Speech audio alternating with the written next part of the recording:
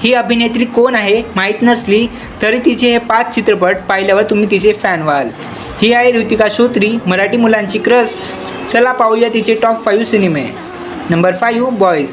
यात ऋतिकाने ग्रेसची भूमिका साकारली आहे. एकीकडे धैर्य डोंगाची गावठी कॉमेडी तर दुसरीकडे इंग्लिश मीडियमची ग्रेस. या प्रेम प्रकरणात तुम्ही हसून हसून लोटपोट व्हाल. Number 4 darling. तुम्हाला काय आहे का नाही? अण्णा आवरा, स्थळ पहा तुम्ही. मुलगा कसा हवा तुम्हाला? जस्ट व्हॉट्सअप केले. एक मुलगी तिच्या मागे 3 मुलं.